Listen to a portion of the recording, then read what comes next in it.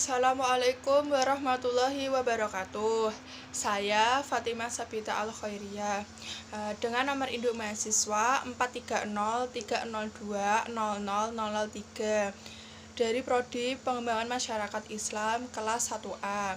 Di sini saya akan menyampaikan penugasan ujian akhir semester mata kuliah Ilmu Tauhid yang terbagi menjadi 3 materi, yaitu sebagai berikut. Materi yang pertama mengenai awal mulanya perpecahan golongan dalam umat Islam.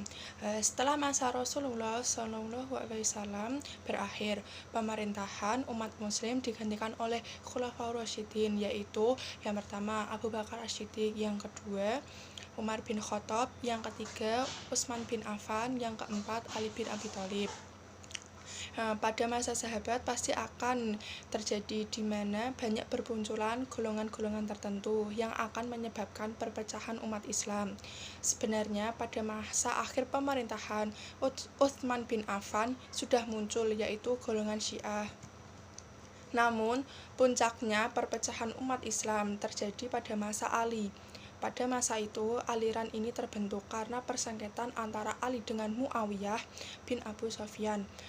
Atas wafatnya Utsman, mereka sebagai pengikut Ali dengan pemahaman bahwa hanya Ali yang berhak menjadi khalifah setelah Utsman wafat. Ali dibaiat di tengah-tengah kehancuran, peperangan, serta kebingungan umat muslim yang ada pada saat itu.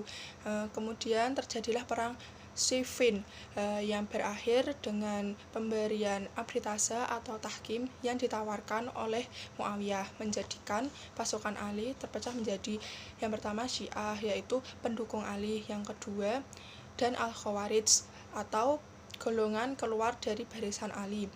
Maka dari itu golongan umat Islam menjadi terpecah dengan terbentuknya ketiga aliran tersebut.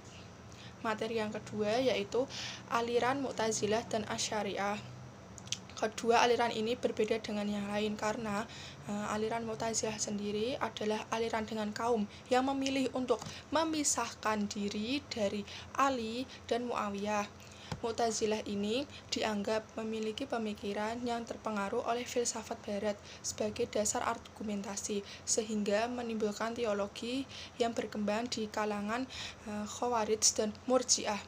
Adapun aliran ini bersifat rasionalis dan memiliki 5 ajaran, yaitu Al-Adl, yang kedua Al-Wa'id, yang ketiga Al-Manzilah Bainal Manzilatain, yang keempat Amal Ma'ruf Nahi Munkar, dan yang kelima At-Tauhid.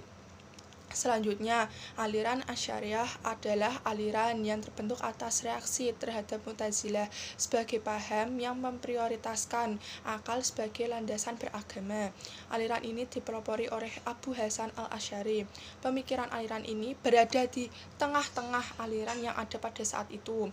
Pokok ajaran aliran ini adalah Allah dan sifatnya, kebebasan berkehendak, akal dan wahyu, khotimah Al-Quran, melihat Allah, keadilan, serta kedudukan orang berdosa.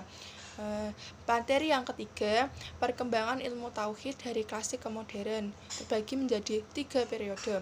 Periode pertama adalah periode klasik, sekitar abad 650 Masehi sampai 1250 Masehi. Teologi klasik tersendiri adalah segala sesuatu pemikiran ditunjukkan untuk kondisi yang bersifat abstrak dan elitis atau bersifat maya, seperti masalah kebebasan berkehendak, masalah sifat Allah, batasan antara iman dan perbuatan, perselisihan antara akal dan wahyu. Kemudian periode kedua yaitu periode pertengahan, sekitar abad 1250 Masehi sampai abad ke-18 Masehi. Pada abad ini terjadi disintegrasi dan kemunduran ilmu pemahaman mengenai ilmu kalam, bahkan ada yang mengharamkan ilmu filsafat. Periode yang ketiga yaitu periode modern pada abad 18 Masehi sampai sekarang. Menurut pandangan Hasan Hanafi mengenai perkembangan ilmu kalam kontemporer, yaitu pemikiran teologi modern lebih fokus pada memfusikan nilai-nilai pada kehidupan sosial, seperti mengatasi permasalahan keumatan, yang kedua kebodohan, yang ketiga kemiskinan, keterbelakangan sosial dalam mencapai kesejahteraan umat. Hal ini ditandai dengan teologi lebih konkret dan historiti, lebih menunjukkan sisi realitas dalam kehidupan. Kesimpulan dari materi yang telah saya sampaikan adalah dengan memahami dan mendapatkan ilmu mengenai aliran atau golongan umat Islam, kita lebih berhati-hati lagi karena semakin kesini perkembangan zaman semakin tidak baik-baik saja.